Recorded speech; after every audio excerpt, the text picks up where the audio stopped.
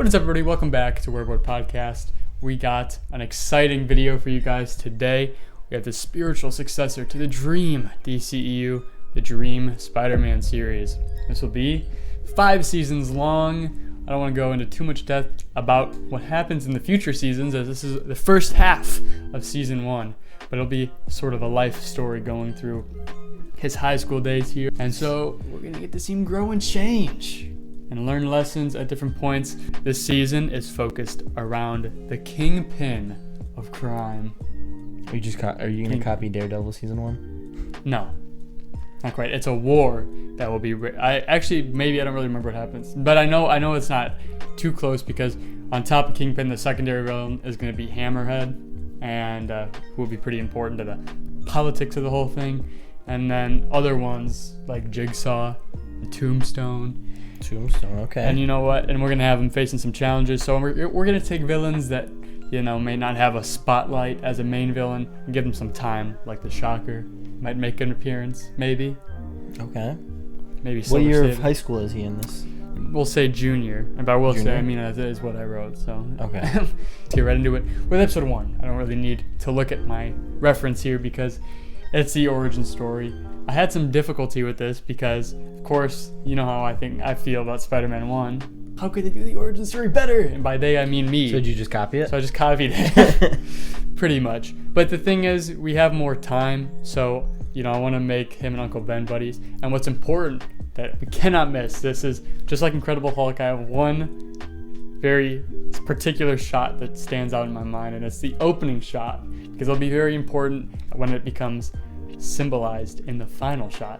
And it's going to be Uncle Ben, little man Peter Parker. He's holding Uncle Ben's hand, he's like reaching up, and then they're walking, it's like from behind, and it would be in the past. You get a scene, where something happens and he's like, great power, great responsibility. Oh, really? Yeah. Where'd that one come from? I don't know, I just came up with it. Oh, you came up with that yourself? I was feeling inspired. So anyway, he says the thing, you get kind of the calling for what this whole series is about. What is the lesson that Peter has to learn? Because he can learn what great power, great responsibility is when he's in high school, and he can learn it again every single season in a different way. Okay. It's the origin story, but we got a couple different things here. First off, we got the cast of characters are going to be a little bit different because we got to switch it up. No MJ yet, no Harry yet. His boy, like his John to his Jack, you know what I mean, is going to be Randy Robertson. But in this situation, I'd be Spider-Man, obviously. No, of course not. No, obviously it'd be Spider-Man. Of course not. Anyway, Randy is the son of Robbie, who the newspaper guy, he's in the first Spider-Man, and he's sort of important. He's more important in the comics, but yeah, so he's his high school buddy. And Gwen Stacy, what? She's definitely not gonna die at some point. Yeah, really strange how you said no MJ yet. Interesting. They'll just be friends. Anyway, so yeah, we get that opening scene. We cut back to everyday life. We get the you know what? I want hippie Uncle Ben. I want the long hair hippie Uncle Ben. Okay, the little ponytail. And I want a sort of angsty Peter, bit of a cheeky a-hole, but like earnest at heart, So we cut back. We get like a day in the life for the first 15 minutes. We can see that Peter, he loves his uncle, and like that's who we can relate to the most. He goes off and he's got his buddy Randy and whatnot, and he kind of knows Gwen. He goes off the bus. Randy is gonna be happy-go-lucky, and we get Flash in the gang, but this Flash is gonna be cool, We're not getting a little pipsqueak Flash like. You mean Spider-Man. Not MCU? Yeah, no. Yeah. He's got his group. This is good. So he's got Liz Allen, who he kind of has a thing with, right?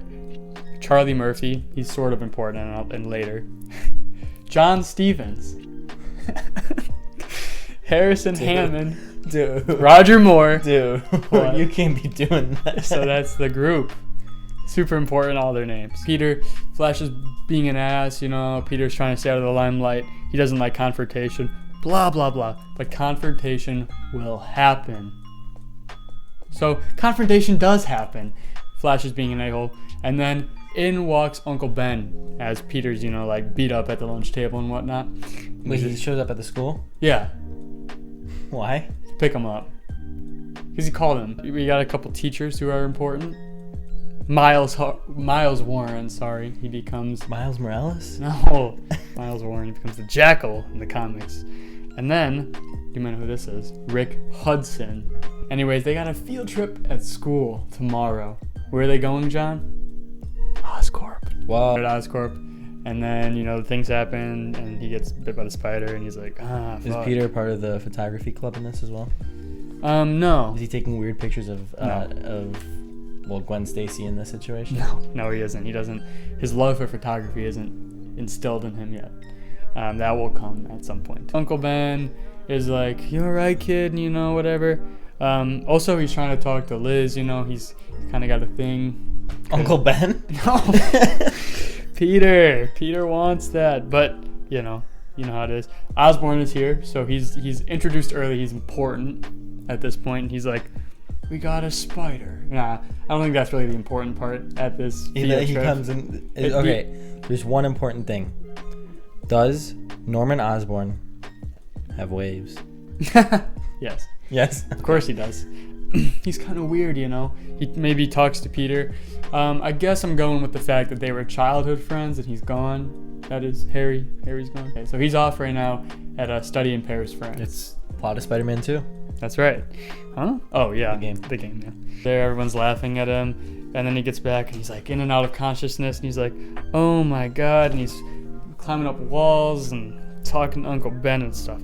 Anyway, so then he's like, I'm going to go fight somebody. He's kind of this scrawny kid and whatever. So, he goes to fight. He realizes he can fight. So then the whole wrestling thing happens. He's fighting in cage fights and whatnot. He comes back to school, and then he fucking beats the shit out of Flash. He instigates. He just, Flash is getting his lunch, and bro just comes and, punches him? Yeah, something he's just a fucking ass. Peter's just really a dickhead right at this point in the story. What you should do? You should just have him kill Flash. That's crazy. Puts it, fucking slams his head on the locker and blows it up. No, just one punch. He doesn't realize his own strength, bro. And he just beats the shit out of him.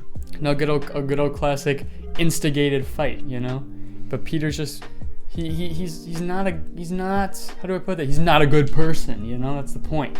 He has to learn to be a good person and deal with the powers and the responsibility. You could learn a lesson or two from this guy. That comes with it. Because I'm so good at beating the shit out of people. And I really have a problem with it. Anyway, so then Uncle Ben's like, what the hell were you thinking? And he's like, fuck you. So they have a fight. And Peter runs off and he says, you're not my father. I don't know how to do this without it just being the better version, a worse version of Spider-Man. But where is his father, Jack?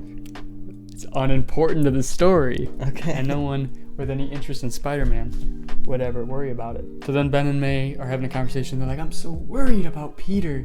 And so then he goes off looking for him. And Peter is facing Crusher Hogan. And then I don't know, should he? He fucking kills him. I don't think he should kill him, Jack. In anger, he kills him. He's like, what have I done? He runs off, and he runs back home. And then did he actually just kill him? No. Okay. He comes home, and there's police cars. He's like, what the hell? And of course, he thinks the worst, so he runs in there, and it is the worst. Uncle Ben's been shot at their home. Well, it's not the worst. Aunt May could have been shot, too. I feel like he'd be happier if it was He'd be happy. Yeah. And then, anyway, so then we get the black and white sequence where, a robber comes through the window, and he's like, we don't got no money. Just go. And then the guy's like... He comes through the window. The back door, I don't know. They probably don't lock the house. Well, how late at night is this? It's pretty late. It's like 9 in fall, so it's it's already turned on. Aunt May in her granny panties and stuff. That's crazy. Yeah, they're mid. Fuck. So what, does the robber climb to the second floor and go through the bedroom he's like, window? Stop. Yeah. Nah, but he's in the living room. He's like, we don't got anything, and it's Ernest. It's this poor guy. He walks in and he's like, I don't give a fuck, and shoots him in the face. Fuck, bro, we're never getting through this. So Aunt May's like, Peter, it's alright. Peter's like, I'm gonna fucking kill him. But this is important. I forgot to write in the script that he goes and kills the robber or whatever. But then I realized I could use it for later. So he doesn't. It cuts straight to the funeral. And just remember that the robber's still loose, and he's got his issues that he's got to work out and whatnot. What, the robber does? No, well, probably, but also Spider-Man. So yeah, he's and it's a funeral, and he's like, and he's all gloomy. Next episode 2. Oh, the first one was called Great Power. This one's called Great Responsibility. Cause oh my God, because he gets great power in the first one, and then he's gonna get great responsibility in the second one. Yeah. Oh my God, Jack, you are a mastermind. I know. Well, people say it, but I don't really believe it. Anyway, so Peter's unable to sleep. He's sad and shit. That's what it is important. You got the scene. Maybe you reflect the opening scene, or not the opening, but the opening after what would be the title sequence. After the opening scene that is, or you go through his day, and it's like you go through his day, but what is it like now that he's sad? And there's no Uncle Ben. It's like it's an empty seat at the table. I'm assuming he's listening. It's going to cut through him walking through school with headphones on. He's listening to Radiohead. He's listening to Creep. Yeah. Yeah. I'm a creep. Yeah. And then he beats the shit out of Flash. He beats him off again. Fuck. Anyway, so he's sad, and Aunt May's broke, and all the dice. He like overhears that, like he's coming down the stairs. She's like on the other side of the wall. Does Aunt May have a job? No. So Uncle Ben was the only one with a job. Yeah, maybe a pension. Anyway, so yeah, and she's like, I don't know what I'm gonna do without him. And he's over on the other side. Then he pretends he didn't hear it or whatever. And then he's being an a-hole. Like he ignores Randy. It's like, he's like, oh fuck you. But not like that. He's more just like, I'm alright. He's like, heard about what happened.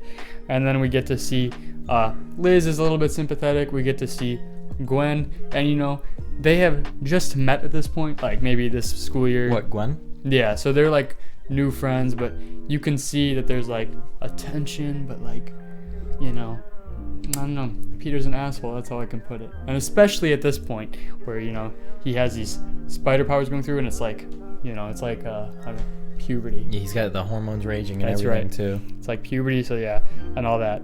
Is like Gwen into him, but he's also kind of blind to it. Yeah, he like denies himself of happiness at this point.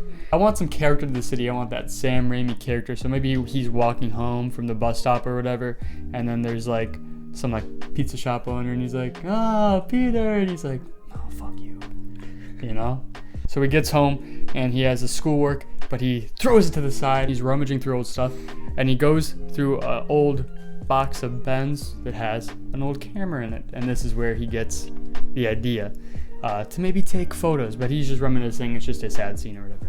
And then he goes out in the night. He's hunting. He's scrawling. He sees a unmarked car with a bullet in it, and he goes and he follows it. Interesting. I know you've never heard that before. Yeah, never. Anyway, and he follows it, and boom, he finds a warehouse. And what is going on here? Obviously something bad. It's a group of villains. His first villains are called the Enforcers. And they're going to be, we don't know it yet, but working under the big man who works under Fisk. We don't know any of that other than they're working under the big man. You got Montana. He's got like this cowboy hat and whatnot, and a lasso. You got Fancy Dan. I didn't come up with these, so don't judge. He's a small little nimble man. Think of a Bruce Lee type. Okay. Then you got Ox. He's the big dude. And then Jackson Wheel, who will become the big wheel. So he comes and he's in there, and we see he can't fight, especially not like trained fighters. Peter, right? Peter, yeah. And so he's in there. He's very unprepared. He's running around the ceilings, and they're like, what the hell's going on? Because there's not really a precedent for powers. There's like technology and whatnot. And obviously there will be like mutations and stuff in this universe, but it's kind of new. So, they're like, what's going on? He's dodging bullets and he's punching people, and he's not holding back. He doesn't know his extent of his power yet, John. So, yeah, this is when we cut to Wilson Fisk. Oh my God. I almost didn't introduce him this early. So he's there, and he's like looking at a picture of Spider-Man. He's like, what the hell is going on? Who is this? Who is this man? Does he put a bounty out on him? No, not yet. But we cut back to the big man, who we're kind of going to get the understanding is working under Fisk. He's wearing a mask, so we don't really know who this is yet. Catching my drift? Catching your drift. Anyway, so he leaves this fight because it isn't going his way, as he learned. He's not stronger than bullets. Gets hit by a shoulder at some point, but he's able to... His shoulder gets hit by a bullet, or just someone's shoulder is in? Yeah. He's like, ah. Because you said gets hit by a shoulder. Gets hit, yeah. But, yeah. By a bullet. Anyway, so he webs a guy up. And he takes him, he kidnaps him. Oh, so he's already made web shooters at this point. Oh, yeah. Did I miss that part? Yeah, you did miss that part. Okay, so he interrogates this man, who's the big man, blah, blah, blah. And he starts to realize this world is bigger and badder than he thought. And so he learns about the big man. He sneaks home. He's got this bullet wound, blah, blah, blah. You see him dealing with all this sadness, his grades slipping, maybe a convo with Gwen and Randy as the little friend group begins to form. And then we cut to the Daily Bugle, where we meet J. Jonah Jameson. And he's like, I want pictures of Spider-Man. Is he played by Willem Dafoe? Yeah, 100%. There's Betty Brant, there's Robbie Robertson, an important one, Ben Urich. Do you remember him, John? I do remember Ben Urich. He'll be very important to this story. Are you gonna do him dirty just like he was in Daredevil? We'll see. I'm not trusting you. Anyway. Protect my boy Ben. Well, someone's gotta die. No, I'm kidding. There's a thing with Ben's and dying that's going on, you know. J. Jonah Jameson is mean, you know, it's the whole thing, whatever. There's something interesting going on. Something weird going on, but that will develop over the course of the season. Anyway, so Peter's out scoping again. He's got a police scanner, and he goes and he swings off, and he sees the big man guarded by who? Wesley. You remember Wesley, John? I do remember Wesley. So we get the fight scene. There's bullets firing, and then the cops show up. Oh yeah, it's a big fight scene, John. The big man's there, the enforcers are there, the cops are showing up. I don't know, maybe another abandoned warehouse. I don't know. But Spider-Man catches an important detail. Why they are there. There's a shipment of something from Oscorp with an address on it. He gets the address, gets it in his mind, and runs off. But the big man, they are not done with this. So he gets another man to interrogate, but the man's terrified of him. He's got him webbed up upside down. This is he's being real evil almost. Oh yeah, this is big. Right, I just wanted to make sure I had this part right. Okay. He pushes him to his death. Wait, Peter pushes who to his death? Yeah, this is just a random guy. So it's none of the villains he was fighting? No, sure, it's one of the villains. Which one? Freaking Henchman 1? No, Fancy Dan. Fancy Dan? Okay. You don't have Fancy Dan anywhere else in the future, do you? No. The enforcers they're kaput. He's defeating them. But he kills Fancy Dan, but then, he's all, he's like, what the hell did I just do? Which is important. Anyway, so Aunt May's all worried about him, and, he's feeling guilt because he blames himself, blah, blah, blah. They're all sad and whatnot, and he goes to his room after a deep conversation with Aunt May, and then he realizes that man could have had a family. What have I done? So he decides to never... Peter. That's right. He decides he can't kill. It's not good. So anyway, we cut back to the finale. No, the final scene of this episode. The finale of this episode, where the big man meets with Wilson, Fisk, and Wesley. Fisk shames him. They have a scuffle, and the big man is obviously very critical of Fisk. So we might see who he is, and he might be important. Anyway. I'm surprised you're not gonna pull a Daredevil here with one of the first times we saw Wilson fucking murder somebody. We'll get there. Episode 3, The Big Man. That's the title. So, episode 3 begins with a montage of Peter trying to use his powers. Maybe he's making some GPS device or using some tracking device. We just want to see him being smart, Maybe he's eating something on the Empire State Building. Is he making a new suit and stuff too? No. Okay. He won't get the suit till later. Okay. For a couple of reasons, but we'll get there. And then we cut to a scene of him lying down and thinking of Uncle Ben. A picture of them by his side. But boom, the TV's on. What is it broadcasting? Slander of Spider-Man. Does he have the nickname at this point? Sure, people are scared of him. The Spider-Man. What is he? Does he have superpowers? Who knows? His grades are dropping. It's been a week since the bite, and overall things are not good. There have been no positive benefits to this. Peter is just angry and sorrowful and whatnot. Randy comes up to him, testing the waters. Peter is still angry. Flash comes up to him, maybe to apologize, but Peter lunges at him. Kind of like the scene in The Amazing Spider-Man. Does that happen? It does. When there's a scene where Flash goes up to Peter to be like, hey man, sorry about your uncle and stuff. Like but better. Okay. I don't know, that scene in the movie's pretty good. You can just pretty much take that entire scene, Jack. As he leaves school, Mr. Hudson comes up to him and asks him to please attend the Scholastic Fair, the smart people fair, you know? Where he goes and you answer, you do smart people stuff. I don't know, I've never been. He's like, can you go? And he's like, hell no. And then he's like, actually, yeah, I can go. Next scene. So then he says, Aunt May, I'm going to the Scholastic Fair. It's like, 4 or whatever. She's like, okay. And he swings out in a Spider-Man suit and you're like, oh no, what are you doing? And then he finds the big man. And he put a tracker on his entourage of cars, or however the big man's getting around, because I don't think it's bike, John. Anyway. They have a scuffle. And then, the big man's like, are you stupid? And then guess what? He kicks off his mask or whatever. And it's, you might know him, Tombstone. Oh my god, yeah. He hides his face because he's fucking ugly. You could play him. Anyway, so he's juicing on freaking Oscorp drugs, so he's huge and whatnot. And then a freaking group of cars arrive, and there's even more people, and he's like, oh shit. And then there's Randy, and he's eating dinner, and he's like, we understand that he kind of lives under the shadow of Robbie's dad. And, that's kind of his arc, his understanding how not to. And then Peter's fighting off crooks. He doesn't say anything. His only goal is to make sure the tracker stays on the cars and brings them back to where he needs to be. So he's not really trying to defeat anybody. He's just trying to track and get them to go. But then he realizes, what? It's 7:15. The thing's about to start and he's not going to be there. This is so sad.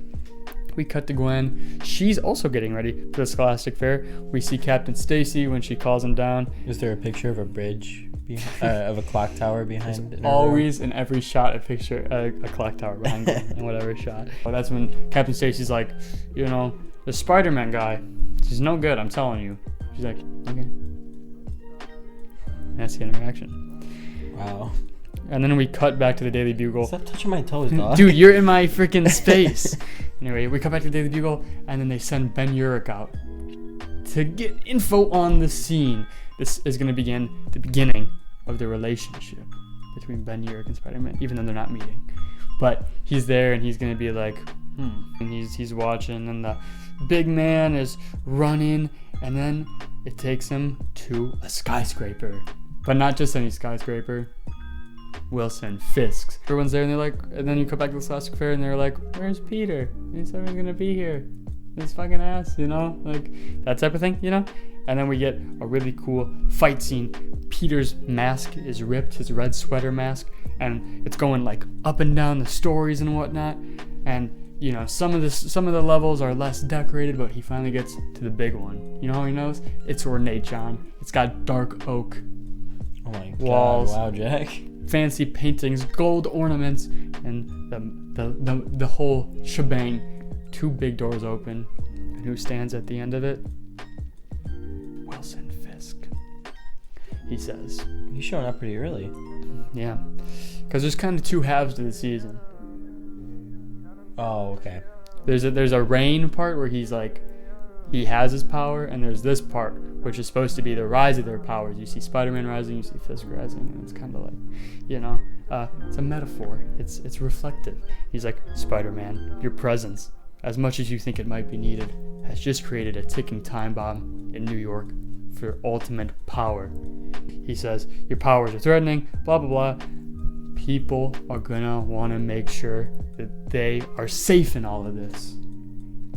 And so, Spider-Man kind of starts this whole thing. Anyway, Peter doesn't take to this. He says, you're a bad person. You've killed so many innocent people, and you're running a mob that's doing nothing. And he says, you have no idea what my mob is doing. So they have a little bit of a scuffle, but Fisk is going to be, he's powerful. And, Spider-Man's a tiny little skinny dude. And even though he has powers, Fisk is able to take him. Maybe there's an implication that he's juicing on that Oscorp drug. How did he get his hands on it? We'll find Wait, Fisk is? Yeah. Okay. Anyways, he takes off his mask. Yes, this Peter? early. And he's able to escape his grasps, but he got a decent look at him and he realizes he's no older than a high schooler. And this maybe will make him question his morality at this point in the story. So he calls a meeting with Hammerhead. Episode 4, Crime in the Streets. We open with a scene of Tombstone standing up to Fisk, just in the wake of the last episode. And he's like, "You're getting soft. We need to make a change. Blah, blah, blah. You know, this is no way to run it. We can't have any competitors." He wants the power for himself. But Fisk does not take this. So when Tombstone gets a couple of his guys that he got from Fisk to try to kill Fisk, it just hits some Kevlar vest and Fisk gets angry. They're fighting, and then we get some Tombstone badassery, but then we need to establish Fisk as a badass. So he takes him down easily and beats him to pulp. But he's not going to kill him. He said, "You're going to be useful." Now, I don't think this is going to get paid off for about 4 seasons, but that's unimportant. Tombstone's gone. He's out of the picture. He tried. We see what happens to anybody who tries to undermine Fisk. It's not good. We come back to Peter, and he's dealing with the revelation of the pure size of the gangs of New York and what he can do with his puny nature, you know. Puny Parker. And so, you know, he's trying to make his normal life better, but he's too stressed about all the Spider-Man stuff. He looks at his torn uniform and he's like, "I need a new one." But he won't get the true suit yet, because he's gonna get the suit, the last stand suit. J. Jonah Jameson was like trashing his suit anyway. We then go to the police station where we meet a couple important people: George Stacy, Jefferson Davis, Jean DeWolf, important, and Captain Bartlett.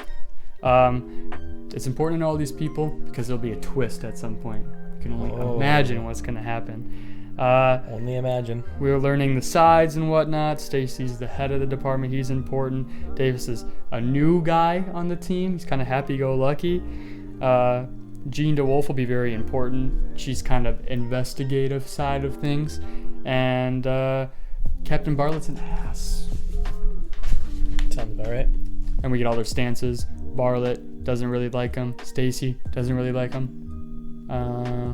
Jefferson Davis, he's fine with Spider-Man. He thinks he's a cool person. Really? And Jean DeWolf is kind of on the edge. And then so talking about everything that's happened. Then we come back to Peter, and he's talking to Gwen, and everyone's like kind of horrified about this whole skyscraper thing. And they're like, "What's going on?" There's like all these attacks, and they're like, "Is what people say about like the mobs true and whatnot?" Liz and Peter are gonna talk here. Maybe we see a little bit of Gwen's jealousy and whatnot. And then we come back to Fisk. By the way, most of these scenes would be expanded, and they are here, but we're trying to keep this quick. So we get a quick scene between Fisk and Hammerhead. Hammerhead makes it clear that Spider-Man is a threat, and he was okay with the share of New York that he had, but now he realizes he needs more. And Fisk is not about that. So, they're a little bit of an argument, but they have a common enemy at this point. Flash comes up to Peter and Randy. Peter tries to be like, "Oh, fuck you." And then Randy's like, "Chill." And he's like, "Sorry about what happened." And, so yeah, they have a little bit of a moment. Do they embrace Jack? No. They have like a crazy kiss. Now that Peter gets home, there's a lot of homework and whatnot. There's a picture of Uncle Ben, and he is being torn apart. He's realizing at this point, being Spider-Man is no good for him. We're also learning a bit about the factions at this point. We realize Fisk runs majority of the city. He might have some important people under his belt. He runs a lot of the, ecosystems and has a lot of criminals under his name and whatnot. Hammerhead owns like docks, and he has like this commerce hold on the city. Also learning about a couple other important people, including Viper, Ophelia. Sorry, I can't even say that. Her name's Ophelia. We'll stick with that. Diamondback, who you may know from Cage. Jigsaw, who you may know from Punisher. These are just some other names that might be important at some point in the series. Don't do Jigsaw so dirty as they did in Punisher. Yeah, no, I won't. Don't worry. He's fucked up in this. All right, good. But yeah, so for the final episode, we're gonna see the war begin. There'll be chaos on the streets. It's gonna be like on the ground perspectives of like people, like criminals just let out on the street, made to do bad stuff. They just want to stir the pot per se. And, you know, we're going to see, like, Aunt May, and she's like, oh, no. And Spider-Man's out there, and he's like, what does Aunt May think of Spider-Man? Aunt May thinks is a little bit scared of him. Because she's seeing the same news broadcast Peter saw it, you know, it's like, he's a menace. So, you know, she'd believe that probably. And then, you know, there's blood shed on the streets, and Fisk has a plan. He can kill 2 birds with 1 stone, John. Pretty much going to betray everybody that he's made an alliance with, and he's thinking maybe about what type of power he would garner if he was mayor of New York. Oh, I wonder where this could be going. Episode 5, Head to Head. Scenes see an epic sequence of Spider-Man swinging through the city. He might not have a full grasp on his powers yet, but, you know, I want him to be kind of bad with everything in the beginning, and then as the season goes on, we're going to be able to have, like, some, you know, Amazing Spider-Man 2 type of swinging scenes. Oh, okay. Yeah, but at this point, yeah, not so slick. You know, maybe hitting the building every once in a while, or like almost falling to the ground before he catches himself and stuff like that. This takes place at the end of the last episode. He's entering the scene of the crime. All this fighting. Police are swarming the streets. We see Captain Stacy. We see Jefferson Davis. We see Captain Bartlett as they make their way through the streets. J. Jonah Jameson is calling Peter. He's like, "What are you doing? Get on the scene right now." Randy's trying to call Peter, but he cannot answer because realistically, he probably doesn't have his phone on him. I don't know where it'd fit on the Spider-Man suit, to be honest with you. That's a good point. Is he going to be like, you know, eventually where the initial idea for the web shooters in Amazing Spider-Man 2 was that they'd have Bluetooth that could play music through his suit? Hell no. He's got a really bare bones suit going on. Leather jacket from Goodwill type, you know. Gunfire's dying out and we see the fallout. A tired Spider-Man limps through a small alley, beaten, bruised. He takes off his mask to breathe. He finally gets home and Aunt May is worried. She's on the couch and she's like, "Where the hell have you been? You're always leaving, and I get the whole Uncle Ben thing, but you can't keep doing this because I already lost him. I can't lose you too." You know, that type of thing. And he's like, "Fair enough." She's like, "Grounded for 2 weeks." He's like, "Fuck." You know? But he apologizes and he hugs her, and it's kind of a cathartic moment, you know? There's been a lot of like, how is he gonna get away with sneaking out? And now it's like, he won't. Anyway, so the next morning we see the perspective of the Daily Bugle and the NYPD as they discuss this. The Daily Bugle, of course, fearmongers and bashes Spider-Man, and Robbie tries to tell J. Jonah Jameson that they should talk about actual problems, but J. Jonah Jameson wants to tarnish Spider-Man.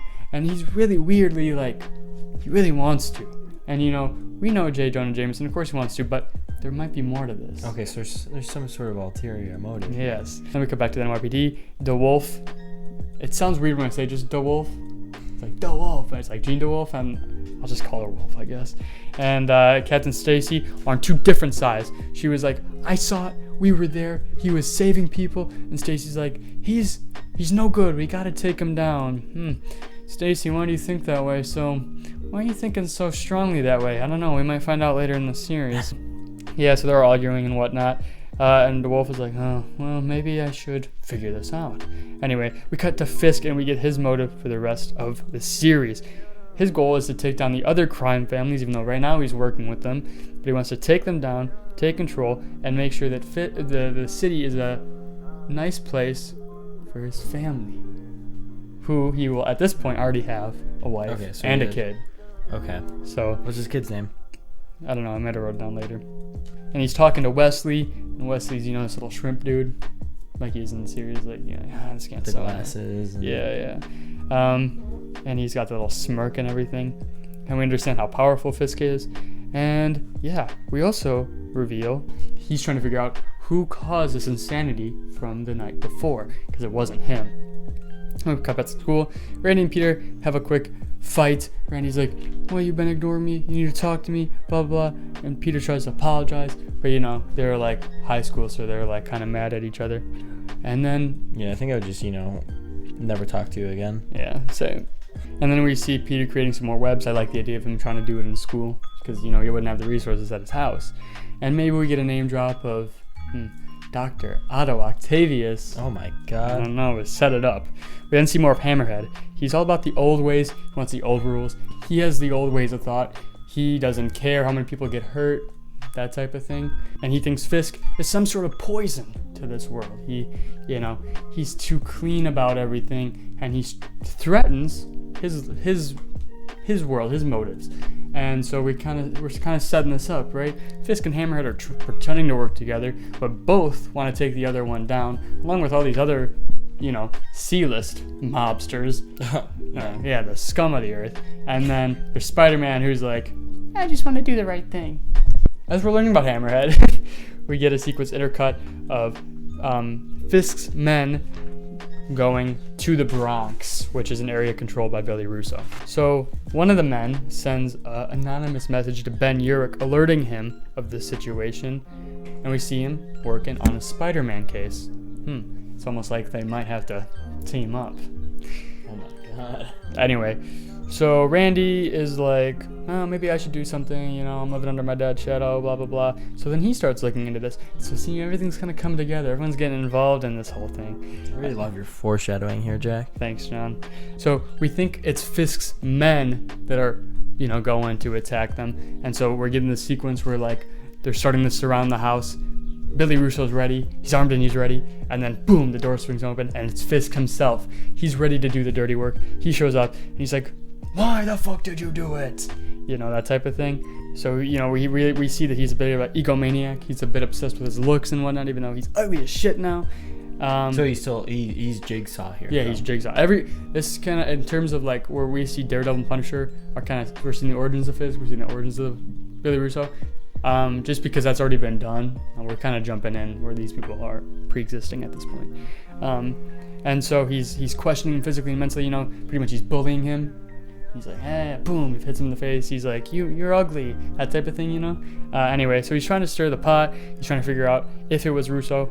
So it was, by the way. So Fisk mocks him because we see that he's a bit of an a-hole, and he shoots him in the leg. But he doesn't kill him yet. So Spider-Man goes to talk to Fisk another time. So he goes to his office. Fisk walks in his office. Spider-Man's sitting there, leaned up on the chair and whatnot, that type of thing. And he's like, back so late, He gives a nice little quip. Yeah. Fisk said he warned him. Spider-Man is going into this fight cocky. He thinks he can do it.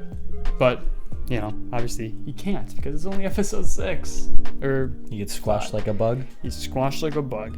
Anyway, so Spider-Man might notice the wife and kids, and Fisk might notice it. It makes him angrier because he realizes what he's fighting for. And then we get an important parallel here. Fisk says that he is a good man and he's doing this for the betterment of the city. Spider-Man's like, I don't believe you. You know the vibe. And we get the parallel with the great power, great responsibility thing. They both have the power. Fisk has the money and the strength to, make the city a better place, but he's not responsible with it. And Spider-Man will have to learn that he has the power and he should be responsible with it.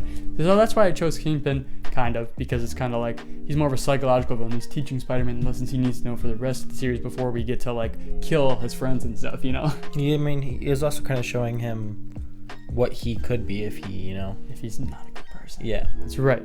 And then this is important. Fisk asks, why do you do it? And at this point, Peter cannot answer the question. And he says he wants to protect his friends. There's some baby answer, but he'll grow to understand why he does it by the end of the series. Maybe. I'm not spoiling anything. What does Fisk tell him? That's some bullshit answer? I don't know. He just goes to beat his ass again. Anyway. And then, boom! The building shakes. And then we realize it's the Shocker. Sent by Hammerhead. Oh, okay. Yes. And that is the end of the episode. What? Episode 6. Shocking. Is that what the episode's called? Yeah. Temporary title. So we open with a battle with Spider-Man and Shocker. This is the first big fight. Fisk is evacuating. And, well, Peter realizes if the building goes down, it's more important to save all the people that it would affect than stop Fisk at this moment. So we get a fight scene. And I don't want, this whole episode is going to be a fight scene between Peter and Shocker through the city, intercutting everybody else's stories. So we'll go through that, They're like having a cool fight maybe in a warehouse where like you get to have some cool action. I'm thinking like the Spider-Man PS4 type stuff. It's pretty fun. There's a taxi driver that he'll interact with named Buzz. Like I said, I want to build this world up, even if it's just a small one-off character, and that's what Sam Raimi did so well, so I'm going to do it with my boy taxi driver Buzz here. And this intercut with the frantic police station. They don't know who to target. Shocker, Spider-Man, they don't know what's going on.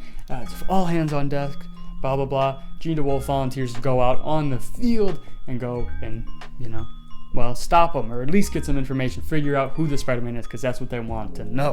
Who is Spider-Man? Anyway, you get Shocker. They're freaking boom, boom. And this is like, in Homecoming, he has like the Shocker gloves that like boom, and it like moves a truck. I'm thinking like comic Shocker, where like he like, and it like comes off him, Anyway, so they're fighting and they're moving through the city, and he saves somebody and they say thank you, and he's like, Are there some people that he can't save, or? We'll get to that. Anyway, this is just the beginning of the fight, John. Chill out. We cut to Fisk. He's ushered out by Wesley, and this is when we get the first hand. He's in the car. He's, got the camera in there. He's in the car, and it's like boom, boom, and the building's falling around. We see Fisk legitimately scared. Like, I need to protect this city. You know what I mean? And so I kind of want to you make Fisk more like realistic, because he can be scared of things, and you get to see how horrific this would be on the ground, with freaking pillars of brick falling, and people like, oh my god, my baby, you know what I mean?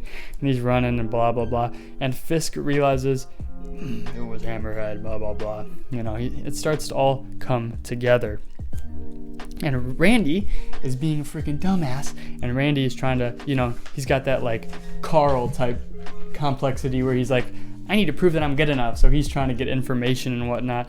And so is he like season 2 Carl though? What does he say? We'll see Sophia again in heaven someday. No, she's not. Heaven is just another lie. And if you believe it, you're an idiot. He's like, oh my god. So now Randy's out there, and we're going back. We're seeing Pete and Shocker. That's intercut. The two talk. Shocker explains that he's just doing a job. Maybe Shocker isn't so bad of a guy, and he's a decent dude. He's just doing a job. He's testing out this new tech from where? Oscorp? Oh my god. It's freaking always their fault.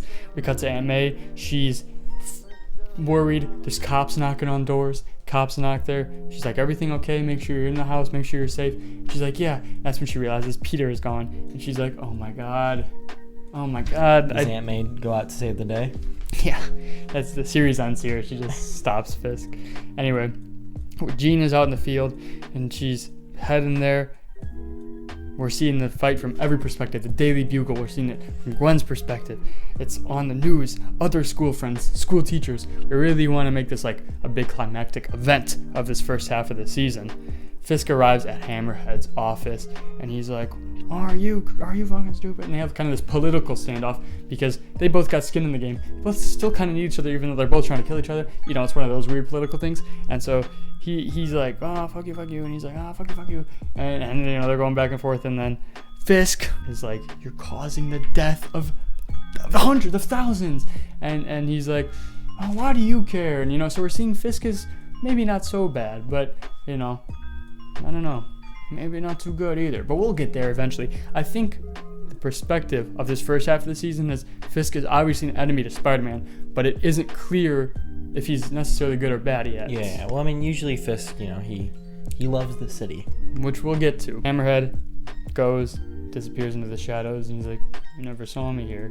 That actually wouldn't be what happened. He just kind of walks away. Just disappears. Yeah. And Fisk is like, oh, fuck, and then he has to get out of there or whatnot. They're like, Fisk, we gotta get you out of here.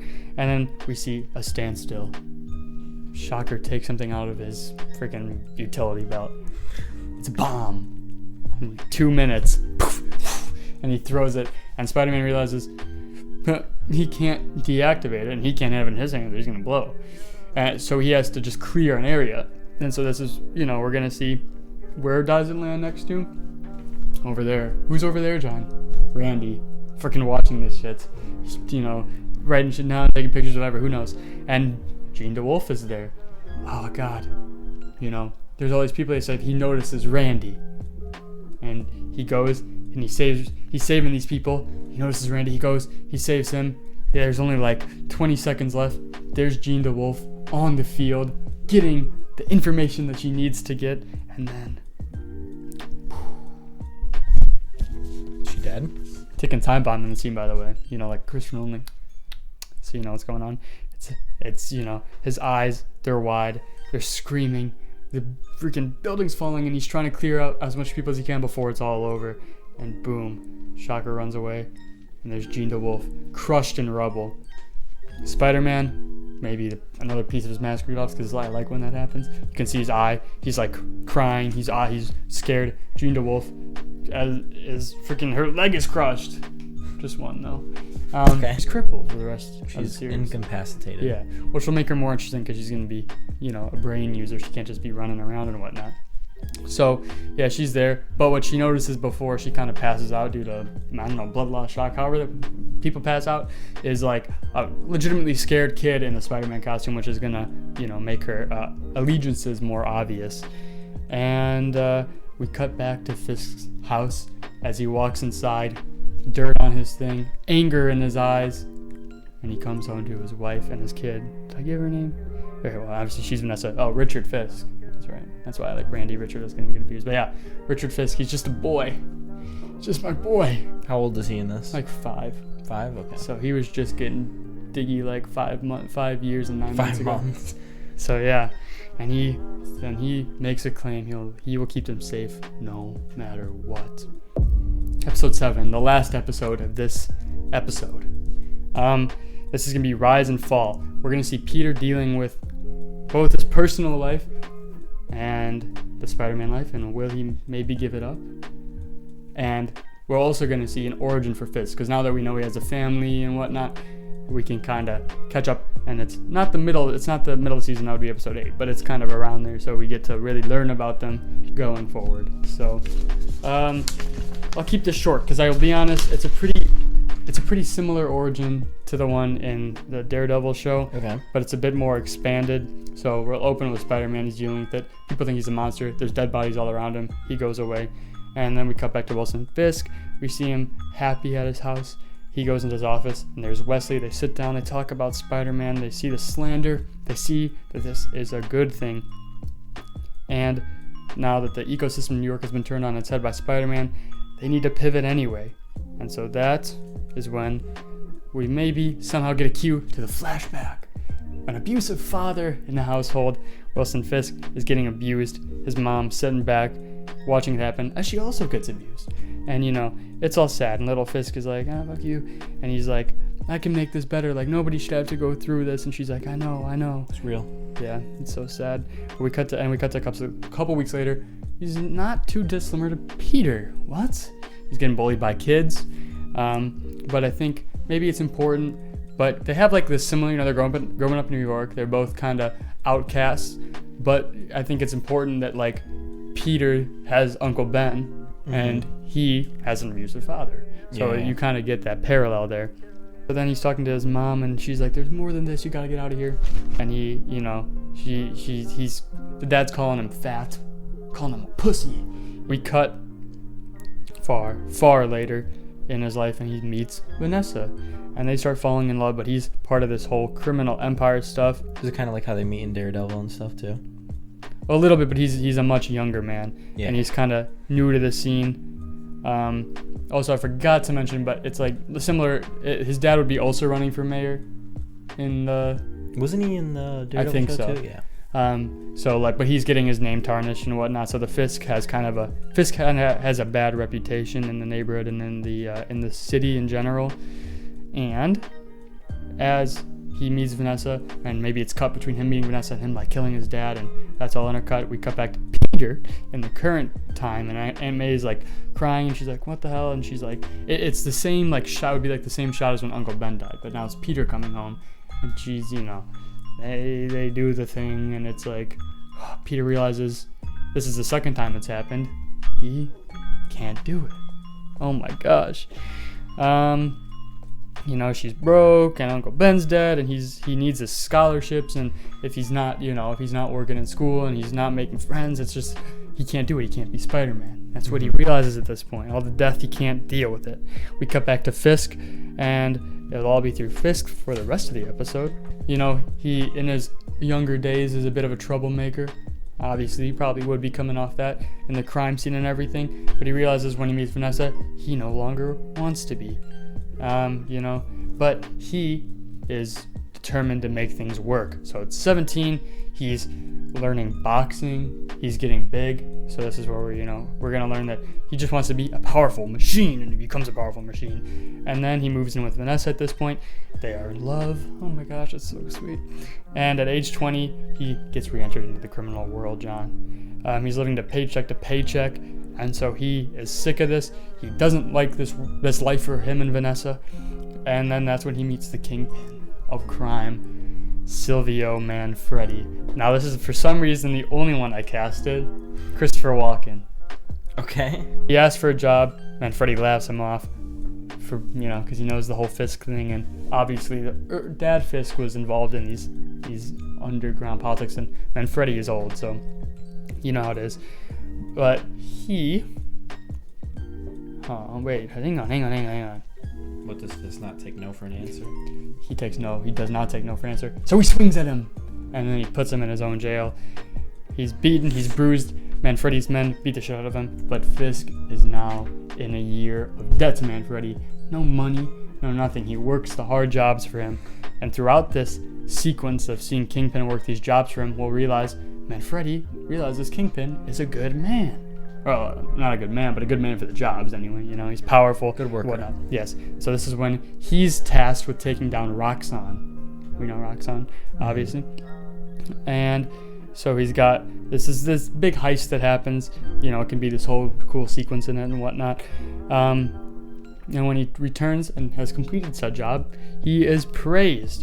And then he does exactly what Tombstone tried to do to him. He starts gathering Manfredi's men, the people who are disillusioned with him, who think Manfredi isn't working well for them or the city or the crime or whatever, or paying them good enough, whatever, because they're not unionized, John. They can't fight this. So then, what does he do? He fucking kills him. Wow. Yeah, so he starts taking over. Now he's got all these men. He meets Wesley, a young man, very similar to how he was as a young man. He takes him under his wing, and we see it kind of grow. We see Richard being born, and just the life play out till we get to current time. So then we cut back to current time itself. We get a cool shot where Fisk is has his head down, and then Peter has his head down, and then they both look up, but Fisk looks up and I don't know, he's positive for the future, he's ready for the future, and Peter is done. And that's the end. Spider-Man is no more. Oh my god. And Fisk is on the rise. It's pretty early for him to quit, yeah, but I mean, I think it makes sense. It kind of just happened, to be honest. And so it just happened naturally in the writing process. So it became a thing. An hour and 10 minutes. Oh my god. Jesus, Jack, you talk so much. Hope you guys enjoy. Yap those lips. This is all because of this one comment that we got on a DCU video where they said these guys know nothing about Blue Beetle, and I was like, no one will ever say that about I think it was Booster Gold, by the way. I guess I don't even know this guy commented, fuck that guy. Yeah, fuck that guy. Imagine he's a loyal subscriber. He's loyal. Anymore, he's gonna take us down like the Kingpin. But yeah, that's part 1 of the Spider-Man series. Hopefully this is only like a 40-minute video. I'll put it in chapters, so maybe your attention will be there. Like, subscribe if you enjoyed this video. God damn, I'm sweating. Like and subscribe. Check us out on Instagram, TikTok, and Twitter, all at Rebored Podcast. Goodbye. Goodbye, bro.